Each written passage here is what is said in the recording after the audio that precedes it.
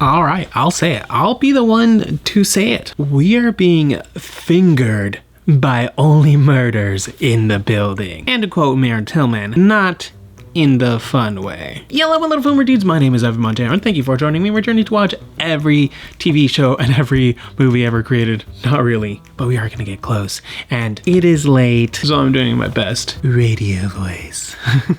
But it is also overtime week at work, so I'm taking advantage of that. But that just means I'm doing this a little late, just because just life in general, just life. Oh, do I wish I lived alone. But anyway, 7 episodes in, and we've still got no real clear answers as to what the heck is going on, at least with the murder side of this season. For the non-murder side, we're seemingly getting answers left and right, but we're frankly not here for that. We're here for the murder mystery. But all we got is just general drama police proceduraling, which is fine for a general drama police procedural, but this is a murder mystery. I think I'd like to see some more murder mysterying, please. Uncover actual clues, do some actual investigating, ask real questions. These guys this season are barely doing any detective work, it feels. Mainly because this season is so unbalanced and so unfocused. The mystery of the finger is lingering. The lingering continues. This episode had many great moments, but I also had a ton of speed bumps for the mystery. It's like a newly paved road. Like, damn, this newly paved road feels really nice. But what's with all the speed bumps every couple of minutes? I just think that there's way too much going on in this season with figuring out who killed Lester, who killed Nikki, the underground casino, the above ground casino, the Arconia's future as a whole, AI replacing humans, Tommy the Tongue, Lorraine, Sophia, Howard. It's just too much. It's taking too much space from the actual murder mystery. I am liking the season. It's just taking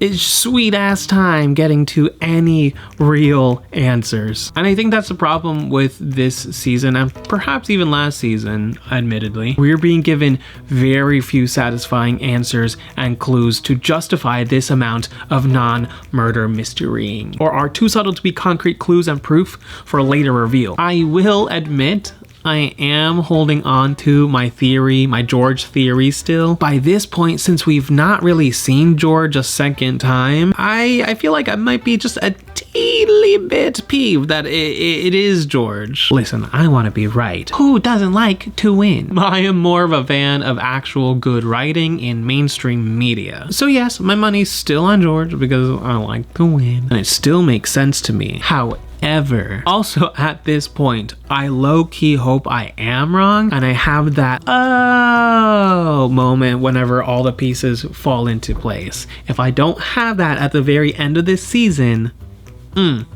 we in danger, girl, of a mediocre rating.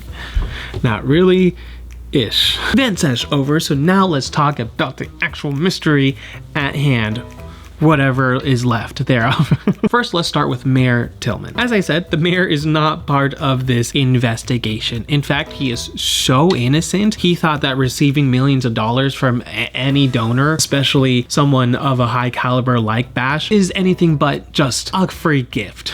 I mean, has he never done any type of shares whatsoever? Does Robin Hood not exist in this neighborhood? It's honestly somewhat sweet that there is still good politicians out there, somewhat good politicians out there, but this is a fictional TV show, so still, Mayor Tillman isn't guilty of any murder. He's just under and wants out of Bash's financial control. And to do so, he needs to win over the public so he no longer needs any financial backing. As for Bash, we learned what his motivations are for why he does what he does. He flat out admits to Charles that the cryochambers, the micronaps, everything he does is to elongate his life so that he may always be there for Algernon, the breakout star of this episode. But Bash wants to be there for Algernon, possibly forever.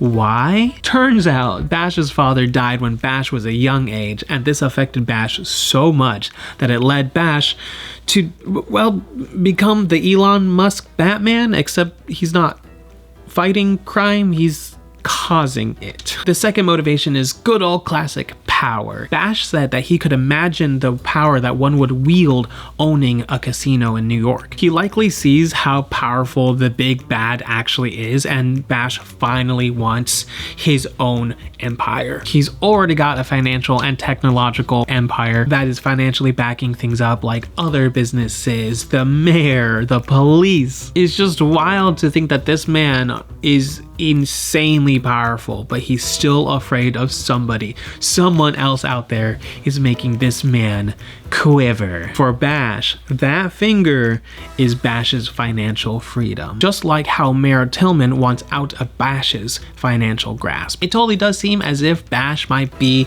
the one pulling all of the strings, but alas, no, never forget the bigger birdfish. Jay's motivation is self-fulfillment. Jay hates being a Nepo baby. He's been pretty vocal about this the entire season, including this episode. It's honestly common for a Nepo baby to desperately try their hardest to break out on their own without relying on their family legacy. So Jay's resistance to his own Nepo baby family name is bounded in reality. So I like that. I like that a lot. I also like how much Jay is actually trying to protect his family name as well. Jay is trying to make something good, something legitimate, something that might take the attention away from the Fluke Pharma scandal that happened years prior. Jay also reveals quite a lot this episode. First, that the games that they are playing are for that New York casino contract. And he also revealed that, assuming he's talking about his friends, they paid a lot to get the finger. Who did they pay? And if who isn't his friends, Bash and Camila, then who is the who? Jay also said that if Mabel, Charles, and Oliver hold on to the finger, that they are in much more trouble than they realize. Again, I don't think that they're talking about, or at least I don't think Jay is talking about Bash and Camila. I think Jay is afraid of someone bigger. His fear is key here. There's somebody that Jay is also afraid of. And then there's the Camila Club. A lot of you were correct on this one. Blake from Nerds at Night, he called it. Every single episode we deliberate back and forth. I heard it from him first that the numbers on the page were bets for the New York casino contract, and that Camila was the one buying up all of the apartments in the building. Brilliant work. Please go check out his videos.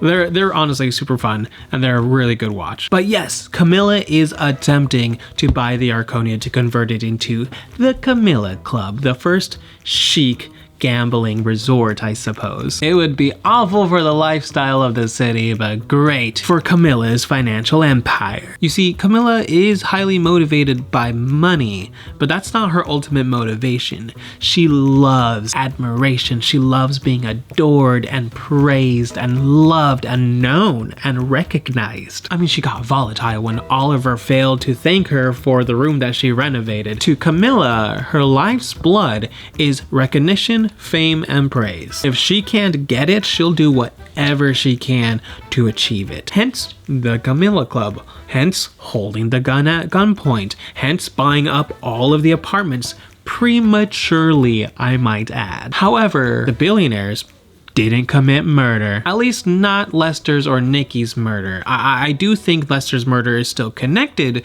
to Nikki's murder, but the billionaires didn't do the deed themselves. But they do know who did, and they are afraid of this individual because this individual is holding the billionaire trio financially hostage. Do you see the pattern? Lester wants out, can't because Nikki has financial hold over him. Nikki wants out, can't because George has financial hold over him. The mayor wants out, can't because Bash has financial hold over him. Bash wants out, can't because George has financial hold over him. The pattern is there. This doesn't necessarily prove anything, just that there's a pattern and it's to be recognized. The billionaire trio didn't murder anyone. They just witnessed it and are afraid to say anything. Camila, she's just a villain. She's not the villain. So to whom does this finger belong, and why is it so important? This finger has been up our asses this entire season,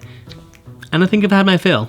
pun intended. The problem with this episode, which is the exact same problem I had with last episode, is that this episode still gives us no clear answer on the overall mystery or who this finger actually is. No one thought to ask the billionaires whose finger does this belong to, or why then is your hand bandaged, Flug? This is frustrating because the investigation should have always been centered on figuring out whose finger this is. Figure the finger, figure the killer. It's crazy how I have all of my fingers, but my itch is still not scratched after 7 episodes. Still, we need to address the fact that this show is lingering way too long on the finger. This is the fingering of a lifetime, I'll tell you that. All pain, no pleasure. Okay, so the obvious answer for who the finger owner could be is basically just it belongs to the bigger birdfish, and they simply want their finger back. Now, who is this bigger birdfish? Again, my money says it's George. For you guys, you can say whoever the heck you want it to be. You could say it's Donna and Cliff. You could say it's Teddy Demas. You could even say it's freaking Yoda. I don't care at this point. The point is, the key is in Bash's line, I don't like my comings and goings public. That basically means that Bash at the end of his day scrubs any and all footage of all the places that he's been to in that day. Of which, on that topic, why didn't the trio address the fact that Althea was also erased? What's the point of erasing Althea? Or, I don't know, Lester's death and his doctored footage? Like, what? Okay.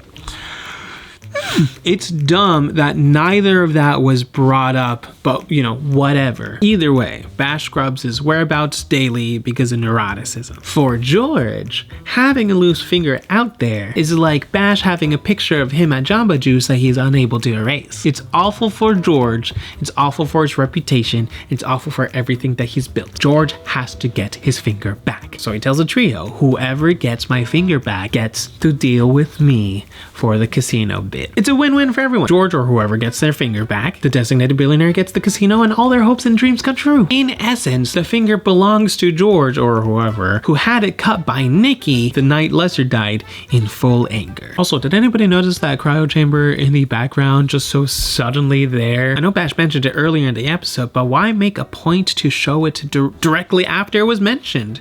And with audio too? I mean, I think it's safe to assume that this is where the body was kept, right? Nikki's body. Nikki's body was kept in this cryochamber. If Bash can fit in this cryochamber, so can Nikki. Oh, look! This cryochamber is currently on. So who's inside it? Is George inside that cryochamber? And if so, is he alive or is he dead? Is there a chopped up body in the cryochamber and that's why the trio were playing Operation to sell body parts off of the black market?